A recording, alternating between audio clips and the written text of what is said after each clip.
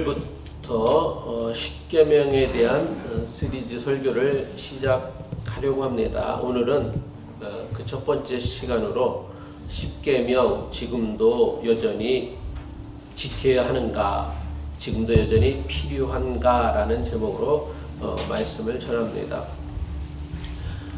시험에 대한 시리즈 설교를 마치고 다음 설교를 무엇으로 할까 사실은 고민을 많이 하는 중에 고린도전서를 할까, 예수님에 대한 비유 말씀을 할까 고민을 많이 했습니다. 제가 특별히 시리즈 설교나 강해 설교를 하는 이유는 아무래도 매주일 주제 설교를 하다 보면 목사도 사람인지라 제가 하고 싶은 말씀에 포커스가 맞춰지더라고요. 근데 시리즈 설교나 아니면 강해 설교를 이렇게 한번 한다라고 이렇게 정해놓으면 내가 하고 싶은 말보다는 성경이 하고 싶어하는 말씀을 찾아낼 수가 있다라는 걸 제가 알아서 시리즈 설교를 하는 거예요. 그리고 여기에는 제 의도도 있다라는 거예요. 제가 하고 싶은 말씀에 포커스를 맞추기보다는 성경이 주시는 말씀, 메시지를 찾아보자. 그리고 그때 성경이 주시는 음성, 하나님이 주시는 깨달음을 찾아보자라는 의미로 제가 시리즈 설교를 또 이렇게 시작합니다. 십계명이라고 하면은 어떤 이들에게는 대단히 진부하고 고리타분한 도덕 명령점으로 생각하시는 분들이 있을 것이고, 또 어떤 사람들에게는 영화나 신화 속에 등장하는 옛날 이야기쯤으로 느껴지는 분들도 있을 것입니다. 하지만 기독교인에게 십계명은 고리타분한 옛날 이야기도 또 따분한 도덕적 명령도 아닌 대단히 중요한 말씀임을 우리가 알아야 합니다.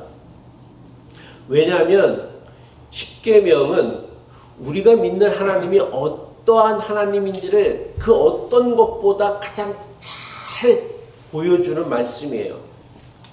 그 부모가 어떤 부모인지를 알려면 그 부모가 자녀들에게 뭐를 시키는지를 알면은 그 부모가 어떤 가치관과 생각을 가지고 살아가는 사람인 줄 알 수 있어요. 그 부모가 그 부모의 믿음과 신앙이 어떤지를 알려고 하면 그 부모가 자녀들에게 하는 이야기를 들으면, 시키는 이야기를 보면 알 수 있다라는 거예요. 마찬가지로 저는 왜 십계명이 우리에게 중요하냐면, 십계명은 우리에게 주신 하나님의 명령이에요. 근데 그 명령을 우리가 자세히 살펴보게 되어지면 하나님이 어떠하신 분인가, 하나님의 성품이 무엇인가, 우리를 향하신 하나님의 뜻이 무엇인가를 가장 잘 분명하고 확실하게 알 수 있는 말씀이 바로 십계명의 말씀이라는 거예요. 더 나아가 십계명은 하나님을 구세주로, 주님으로 믿는, 우리의 주인으로 믿는, 아버지로 믿는 우리가 세상을 어떻게 살아야 하는지를 가장 확실하고 가장 분명하게 보여주는 말씀이 바로 십계명입니다. 구약 성경에서 십계명은 두 번에 걸쳐서 기록되어져 있습니다. 하나는 출애굽기 20장이고요. 또 다른 하나는 신명기 5장입니다. 출애굽기에 기록되어진 십계명과 신명기에 기록되어진 십계명이 큰 차이는 없어요. 물론 약간의 미세한 차이는 있지만 큰 차이는 없어요. 따라서 우리가 이 두 개의 십계명의 기록에서 우리가 중요하게 생각해야 될 것은 두 번이나 반복하였다라는 것에는 그 말씀을 반복한 이유가 있다라는 거예요. 먼저 우리가 출애굽기 20장에 기록되어져 있는 십계명은 여러분들이 잘 아시다시피 모세가 시내산에 올라가서 하나님으로부터 두 돌판에다가 직접 받은 계명의 말씀입니다. 그것을 이스라엘 백성들에게 선포한 거죠. 근데 출애굽기에 기록되어져 있는 십계명은 이스라엘 백성들이 모세가 언제 하나님으로부터 받은 말씀이었느냐면, 이스라엘 백성들이 출애굽하여 막 50일도 채 지나지 않아서 이제 그 기나긴 40여 년간의 광야 생활을 시작할 때에 하나님께서 이스라엘 공동체에 주신 말씀이 바로 십계명이에요. 그렇다면 하나님께서는 왜 이제 막 출애굽한 이스라엘 공동체에 십계명을 주셨을까요? 그것은 바로 앞으로 오랜 세월 광야 생활을 해야 하는 이스라엘 백성들이 어떻게 살아야 할지를 가르쳐 주시기 위하여 십계명의 말씀을 주셨다라는 거예요. 다시 말해서 하나님께서 이스라엘 백성들 출애굽한 광야의 공동체에게 십계명의 말씀을 주신 것은 뭐냐면, 어떻게 사는 것이 하나님의 백성으로서 살아가는 것인지를 가르쳐 주기 위하여 주신 말씀이 바로 십계명이라는 것이죠. 그러면 신명기 5장에 기록되어져 있는 십계명은 무엇입니까? 신명기 5장은 배경이 무엇이냐면, 모세가 이스라엘 백성들을 데리고 40여 년간의 광야 생활을 마치고 이제 막 가나안 땅, 하나님이 약속하신 젖과 꿀이 흐르는 가나안 땅을 목전에 두고 이제 요단강만 건너면 이제 가나안 땅에 들어가는 거예요. 근데 모세는 노쇠하여 그 가나안 땅에 들어갈 수가 없었어요. 그래서 자기는 그 가나안 땅에 들어가지 못한다라는 하나님의 말씀을 들은 모세가 이스라엘 백성들을 다 광야에다 불러다 놓고 당부를 하는 거예요. 유언과 같은 말씀을 하는 거예요. 그 유언과 같은 말씀을 이야기하면서 모세가 무슨 말씀을 하냐면, 시내산에서 하나님으로부터 받았던 십계명의 말씀을 반복하여 선포한다라는 것이죠. 이게 무엇을 의미하느냐면, 시내산에서 받았던 십계명이 단지 광야의 생활에서만 지키며 살아가야 할 계명의 말씀이 아니라, 너희들이 가나안 땅에 정착해서도 반드시 지키며 살아야 한다라는 말씀을 의미한 거예요. 이것은 다시 말하여서 십계명은 광야 생활을 하는 이스라엘 공동체에만 주신 것이 아니라 이후 하나님의 백성으로서 살아가야 할 사람들이 어떻게 살아야 하는지에 대한 가르침으로 주신 것이 바로 십계명의 말씀이라는 것을 의미하는 것입니다. 그런데 가나안 땅에 정착한 이스라엘 백성들이 모세의 그 간절한 유언을 듣고 또 어떻게 살았습니까? 십계명을 제대로 지키며 살지 못했다는 거예요. 구약시대 선지자들의 경고를 보면은 이스라엘 백성들은 사람을 죽이고 살인하지 말라는 하나님의 말씀에도 불구하고 사람을 죽이고 거짓말하고 음행에 빠졌으며 우상을 섬기며 하나님을 떠났습니다. 눈물의 선지자라고 하는 예레미야가 이스라엘 백성들, 유대 백성들을 향하여서 뭐라고 얘기하냐면, 너희는 모두 도둑질을 하고 사람을 죽이고 음행을 하고 거짓으로 맹세를 하고 바알에게 분향을 하고 너희가 알지 못하는 다른 신들을 섬긴다라며 이스라엘 백성들의 그 타락함, 하나님의 그 계명을 지키지 못하는 이스라엘 백성들의 타락한 삶을 고발하였다라는 거예요. 그리고 이스라엘 백성들이 하나님께서 주신 계명을 외면하고 무시하였던 결과가 무엇이었습니까? 이스라엘의 완전한 멸망이었다는 것이죠. 그 계명을 지키지 못한 결과가 무엇이었냐면 이스라엘의 완전한 멸망이었다라는 거예요. 그러면 우리는 구약의 시대, 율법의 시대를 거쳐서 신약의 시대, 복음의 시대를 살고 있는데, 신약의 시대, 복음의 시대를 살아가는 우리에게는 구약에 선포하셨던 십계명은 더 이상 필요 없는 계명일까요? 라는 질문을 가지게 되어집니다.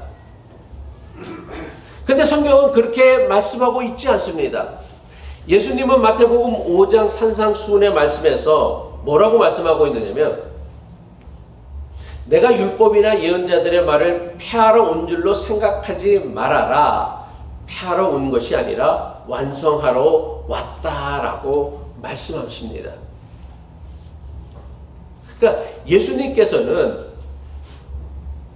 그들이 알고 있었던 율법의 여러 가지 규정들을 어기셨어요. 그래서 사람들이 예수님은 율법의 시대를 마감시키고 끝내고 새로운 시대를 열 것이다 라고 생각했기 때문에 율법이나 그 계명들은 다 쓸모가 없는 폐지되어지고 우리에게 새로운 계명을 주실 것이다 라고 생각을 한 거예요. 근데 예수님께서 뭐라고 얘기하셨냐면, 내가 율법이나 예언자들의 말을 폐하러 온 줄로 생각하지 말아라. 폐하러 온 것이 아니라 완성하러 왔다라고 얘기했어요. 그럼 예수님께서 말씀하신 율법과 예언자의 말이 무엇입니까? 여러분 혹시 십계명과 율법이 같아요? 달라요? 그렇죠. 십계명도 율법의 하나인데 십계명과 율법의 차이는 뭐예요? 그러면요. 어떤 건 계명이라고 하고 어떤 건 율법이라고 하는 이유가 뭐예요? 일부 사람들은 십계명도 율법의 한 부분이라고 생각을 하는데 저는 좀 생각이 다릅니다. 좀 예를 들어 설명을 한다면 십계명은 지금의 법체계로 따지면 헌법과 같아요. 헌법. 요즘 한국의 그 계엄 사태로 인해서 헌법재판관이 주목을 받고 있는데, 그래서 헌법재판관에서 어떤 결정이 내릴까 뭐 난리가 난 상황인데, 십계명은 지금의 법으로 체계로 따진다면 헌법과 같은 거고, 그럼 율법이란 뭐냐? 율법이란 그 십계명에 주신 그 하나님의 명령들을 구체적으로 실천하며 실행하기 위하여 구체적인 실천 방법을 적은 것이 율법이에요. 그래서 그 율법에는 도덕법도 있고 제사법도 있고 음식법도 있고 사회법도 있는데, 이런 모든 율법의 규정들은 다 무엇을 실현하기 위하여 하나님이 이스라엘 공통체에 주셨던 그 십계명이라는 십계명에 담겨져 있는 그 정신들을 실천해내기 위하여 만들어진 것이 바로 율법이다라는 거예요. 우리도 마찬가지잖아요. 헌법이 있는데 그 헌법에는 그 헌법의 그 큰 정신, 그 사회가 추구하는, 그 민족, 그 국가가 추구하는 정신이 담겨져 있다고 한다면 그 헌법을 구체적으로 세부적, 왜냐하면 상황과 형편은 너무나 다르니까 일일이 구체적인 상황과 형편에 맞게 이럴 때는 이렇게 해야 된다, 저럴 때는 저렇게 해야 된다 해서 뭐 교통법이라든지 형사법이라든지 뭐 민사법이라든지 부동산법이라든지 뭐 재정법이라든지 여러 가지 법률들을 만들어 갖고서 헌법의 정신들을 구현해내는 것이 바로 법률이다라는 거예요. 오늘 우리가 읽은 본문을 읽은 마태복음 22장의 말씀을 보면은 율법학자들은 뭐냐면 그 계명, 하나님이 주신 계명을 어떻게 우리가 실천해낼 수 있을까를 연구하여서 규칙들을 만들어내는, 그러니까 지금으로 따진다라면 법률가들인 거예요. 그들이 예수님을 시험하고자 뭐라고 물었냐면 율법 가운데 어떤 계명이 가장 크냐고 묻습니다. 그래서 예수님께서 어떻게 대답하셨습니까? 첫째는 내 마음을 다하고 목숨을 다하고 뜻을 다하여 주 너의 하나님을 사랑하라 하는 것이고, 둘째는 내 이웃을 내 자신과 같이 사랑하는 것이다 라고 말씀하셨죠. 너무나 유명한 말씀이에요. 실제로 10계명을 우리가 살펴보게 되어지면 1계명부터 4계명까지는 하나님을 사랑하는 것에 대한 말씀이라고 한다면 제5계명부터 10계명까지는 이웃사랑에 관한 계명이라고 할 수 있습니다. 이처럼 예수님께서 율법학자들의 질문에 율법 가운데 어떤 계명이 가장 크냐고 했을 때 하나님을 사랑하는 것이고, 둘째는 이웃을 사랑하시는 것이다 라고 하는 이 하나님 사랑과 이웃 사랑은 예수님께서 정리하신 10계명의 본질이자 10계명을 통하여서 구현해내고자 하셨던 하나님의 뜻이다라는 거예요. 그러니까 10계명은 결국은 무엇을 이루게 해요? 하나님을 사랑하는 것과 이웃을 사랑하는 것을 이루어내기 위하여 주신 계명의 말씀이 바로 10계명이다라는 것이죠. 그렇다면 예수 그리스도의 복음을 믿는 우리에게 그렇다면 10계명은 어떤 의미가 있는 것일까? 구약 시대의 이스라엘 백성들은요, 율법을 지키는 것, 그것도 십계명을 지키는 것이 무엇이 되는 길이라고 믿었냐면 하나님의 백성이 되는 길이다라고 믿었어요. 그래서 구약 시대를 뭐라고 하냐면 율법의 시대라고 하는 거예요. 우리가 이런 계명, 이런 규칙, 이런 법률들을 잘 지켜야, 제사를 잘 지내야 하나님의 백성이 되는 거야 라고 믿은 거예요. 그러니까 뭐예요? 율법을 지킨다는 건 뭐냐면 그들의 행위로 하나님의 백성이 되어진다라고 믿었다는 거예요. 그래서 그것을 율법의 시대라고 하는 거예요. 그런데 사도 바울은 로마서 10장 4절에서 뭐라고 말씀하고 있느냐면 그리스도는 모든 믿는 자에게 의를 이루기 위하여 율법의 마침이 되시니라 라고 얘기했어요. 예수 그리스도가 율법의 마침이라는 바울의 선언이 무슨 뜻입니까? 구원을 위한 율법의 기능이나 효력은 끝났다라는 거예요. 다시 말해서 우리는 율법을 지키는 것으로 구원을 받는 것이 아니다라는 거예요.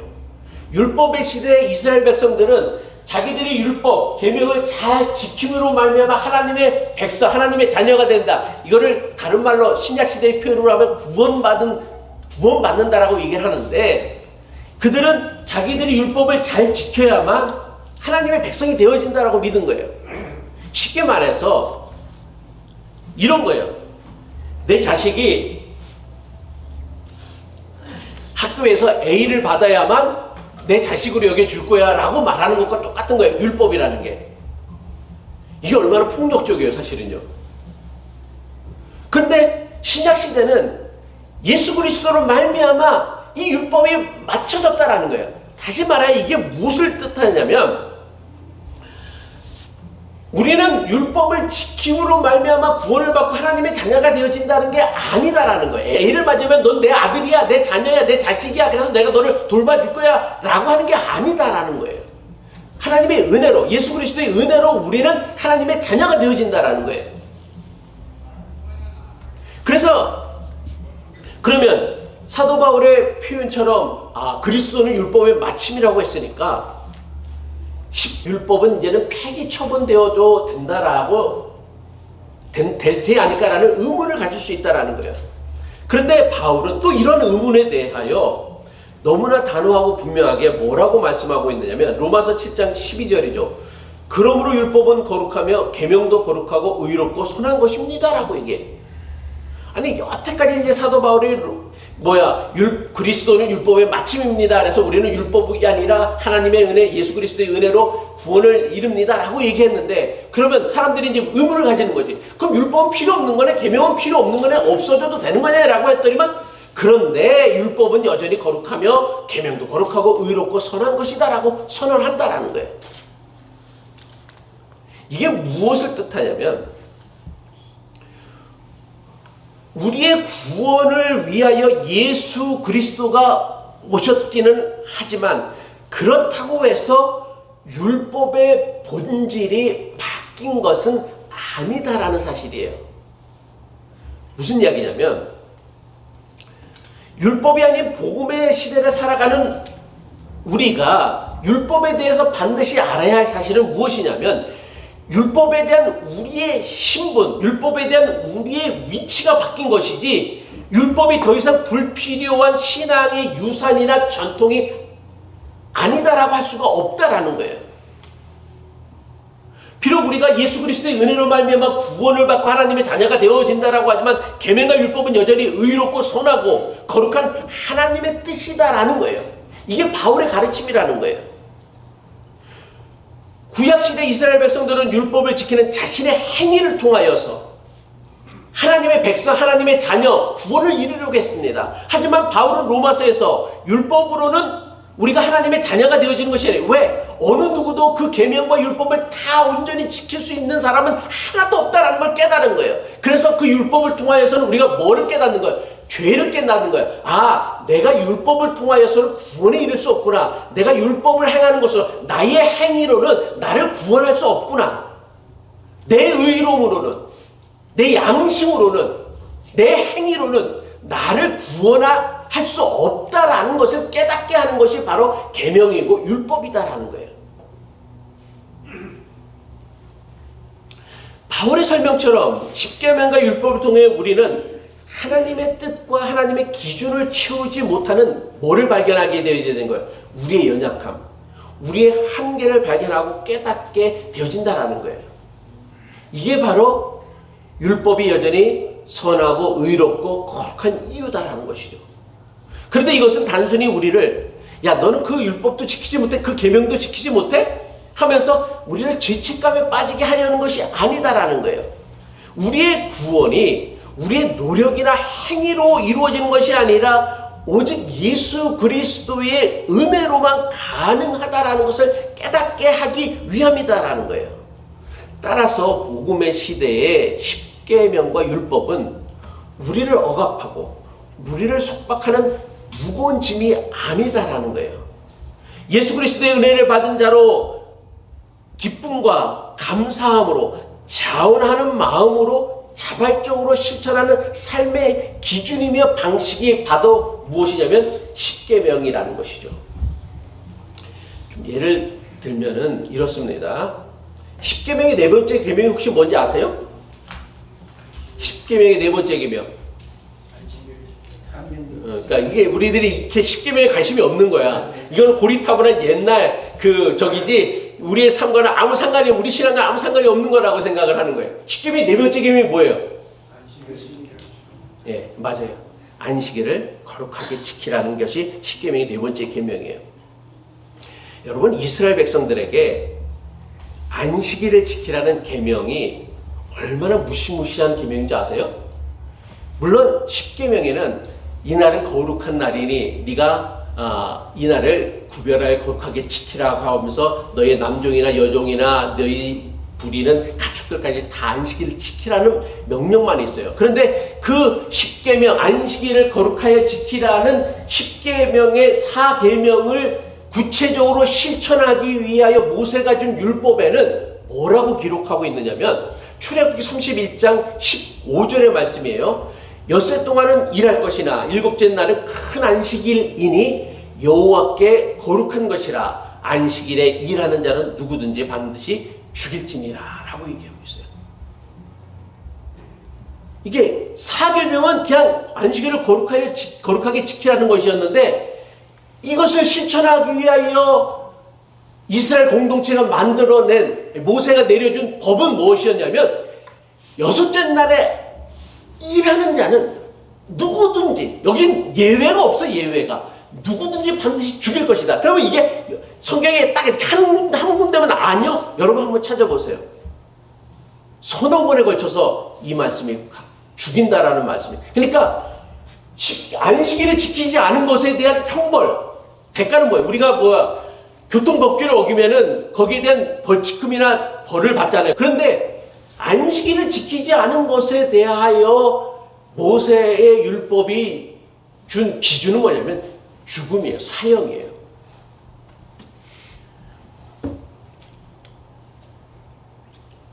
한국은 내란을 일으켜야만 무기징역이나 사형에 처할 수 있다라고 했는데 구약의 율법은 안식일을 지키지 않는 자를 죽이라고 얘기했어요. 율법의 영향으로 인하여 한국교회도 참 오랜 세월 주일 성수를 반드시 지켜야 하는 금과 옥조처럼 여겼어요.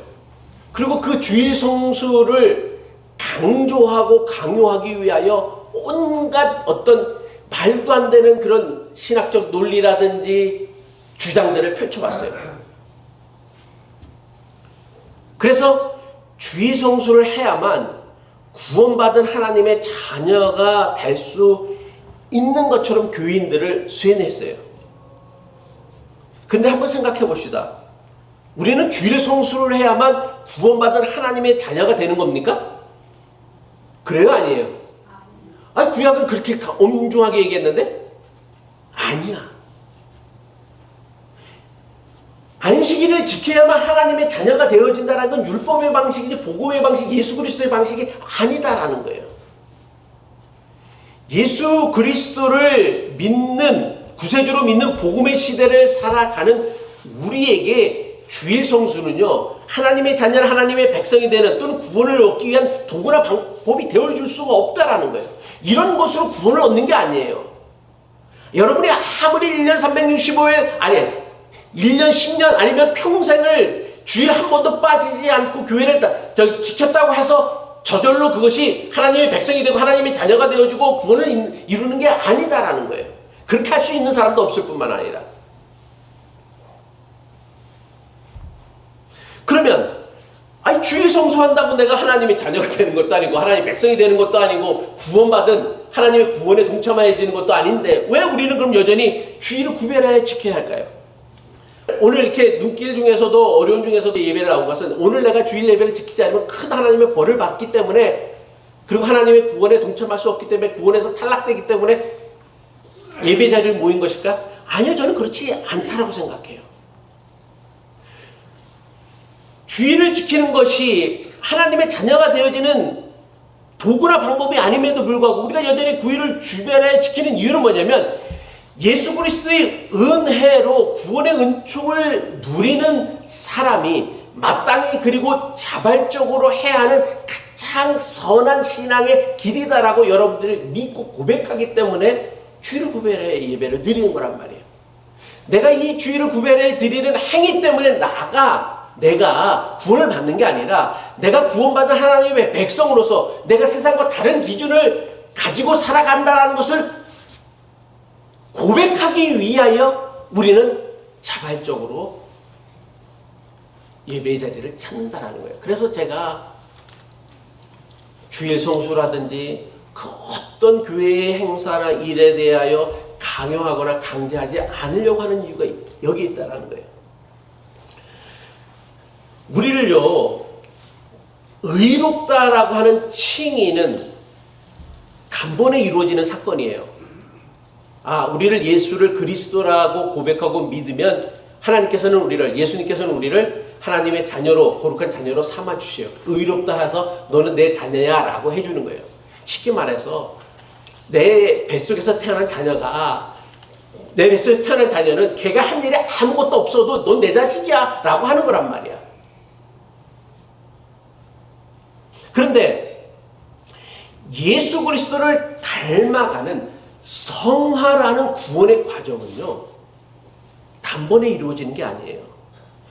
끊임없이 노력해야만 이루어지는 지속적인 과정이다라는 거예요. 바로 이 성화의 과정에서 십계명은 우리가 하나님의 뜻을 따라 살아가는 가장 중요한 삶의 기준이 되어지고 척도가 되어진다라는 거예요. 다시 말해, 복음을 살아가고 있는 우리에게 십계명을 지킨다라는 것은요, 강압적인 의무나 명령이 아니에요. 안 지켜도 돼. 무시해도 돼. 외면해도 돼. 근데 내가 하나님의 은혜, 예수 그리스도의 은혜로 하나님의 거룩한 자녀가 되어졌다라고 믿고 고백하는 사람들은 당연히 그 믿음에 합당한 삶을 살려고 노력을 한다란 말이야. 물론 때로는 흔들릴 수 있고 넘어질 수 있고 실패할 수 있지만, 그러나 내가 하나님의 구원받은 자녀다라는 믿음의 고백, 확신을 가지고 있는 사람들은 내가 하나님의 마음을 기쁘게 하기 위하여 노력한다란 말이에요. 그게 바로 성화의 과정인 것이고, 그 성화의 과정을 위하여 우리에게 가장 중요한 기준을 주신 것이 무엇이냐? 바로 십계명이라는 거예요. 이거는 강압적인 도덕적인 명령도 아니고 의무도 아니야. 안 해도 돼. 상관없어.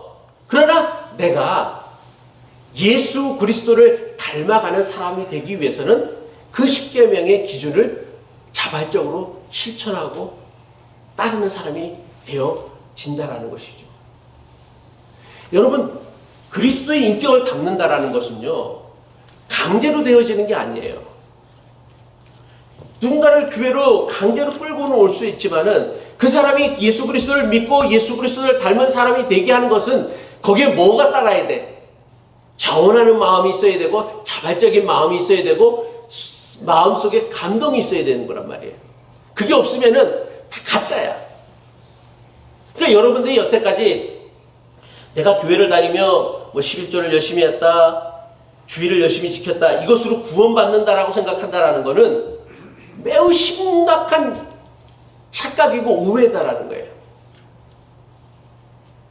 우리가 구원받은 칭의를 받은 사람이라는 증거는 무엇이냐면 내 마음에 뭐가 있어야 돼? 예수 그리스도를 닮으려고 하는 마음이 있어야 되고 그 마음을 실천하려는, 비록 실패하더라도 실천하려는 노력이 있을 때에 우리는 그 칭의와 성화를 확인할 수 있다는 것이죠. 복음은요, 우리를 자유롭게 하지만 이 자유는 하나님의 뜻을 따르게 하는 그 감격스러운 감동을 우리에게 선사한다라는 거예요. 그래서 이것을 잘 보여주는 말씀이 바울이 갈라디아 교회에 보낸 말씀이죠. 같이 한번 읽도록 하겠습니다. 시작. 형제들아, 너희가 자유를 위하여 부르심을 입었으나 그러나 그 자유로 육체의 기회를 삼지 말고 오직 사랑으로 서로 종노릇하라. 예수 그리스도의 은혜는 율법 계명이 주는 모든 억압, 구속, 속박, 얽매임으로부터 우리를 자유케 해요. 그 어떤 것으로도, 그 어떤 율법의 규정으로도 우리를 얽매일 수 없어. 그런데 사도 바울이 뭐라 하냐면 너희는 자유를 위하여 부르심을 입었으나 그러나 그 자유로 육체의 기회를 삼지 말고, 육체의 기회를 삼지 말라는 건 뭐냐면 방종하지 말라, 네 멋대로 살라는 게 아니야. 그 말씀은 우리를 자유롭게 자유한 존재로 부르신 이유는 뭐냐면 우리로 하여금 사랑으로 종노릇하라는 거예요. 사랑으로 종노릇하는 게 뭐예요? 어떻게 하는 게 사랑으로 종노릇하는 거예요? 명령이나 억지로 하는 게 아니란 말이야. 사랑이라는 게 뭐예요? 억지로 안 되는 거잖아, 그죠? 마음대로 안 되는 거란 말이에요. 이 말의 의미는 뭐냐면 목사가 시키니까 어쩔 수 없이 하는 건 아니야. 또 성경에 나와 있는 말씀이니까 억지로 할 수 없이 하는 게 아니란 말이야. 하나님이 주신 그 자유를 누리는 사람에게는 하나님께서 감동을 주시고 이웃을 사랑하는 마음을 주셨기 때문에 그것을 우리가 서로를 섬기는 일을 어떻게 한다? 기쁨으로, 감사하는 마음으로, 자원하는 마음으로 이웃을 섬기게 되어진다는 것이 바로 갈라디아서 5장 13절의 말씀이라는 거예요. 예수 그리스도의 은혜로 힘입어 우리는 율법의 얽매여 살아가는 종이 아니라 자유를 누리는 하나님의 거룩한 자녀가 되어졌어요. 근데 이것은 우리가 아무렇게나 막 살아도 되는 방종이 아니다라는 거예요. 우리가 누리는 자유는 자기가 감당해야 할 사명이 무엇인지, 책임이 무엇인지를 깨닫는 거란 말이야. 노예에게는요, 사명이 없어. 노예는 그냥 시키는 일만 하는 거란 말이야.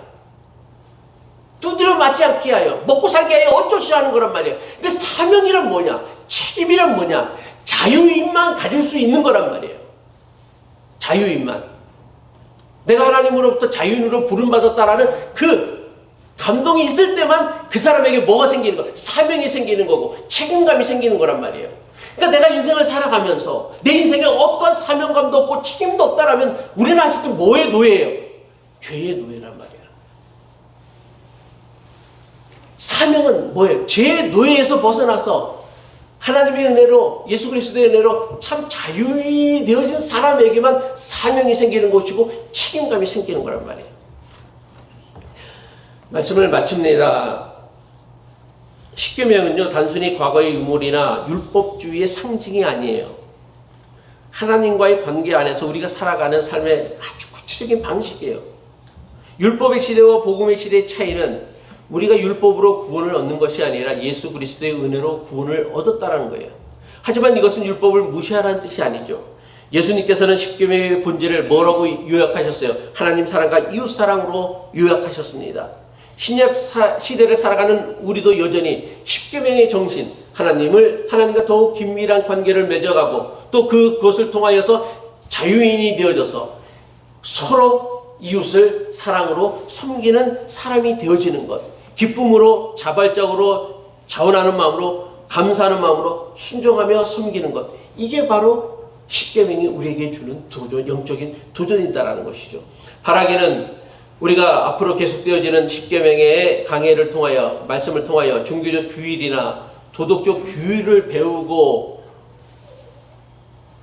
공부하는 것이 아니라 우리가 믿는 하나님을 더욱 깊이 알아가는 시간이 되었으면 좋겠습니다. 그래서 하나님을 더욱 사랑하는 사람이 되었으면 좋겠고, 그리고 이웃을 더 많이 알아. 왜 우리가 이웃의 것을 도둑질하면 안 되고 또 거짓말하면 안 되고 거짓 증거하면 안 되고 또 이웃의 것을 탐내지 않으면 돼야 된다라는 그 이유가 무엇인지를 우리가 깨달아 예수님을 더욱더 닮아가는 그런 존귀한 삶을 살아갈 수 있는 저와 여러분 되시기를 간절히 소망합니다.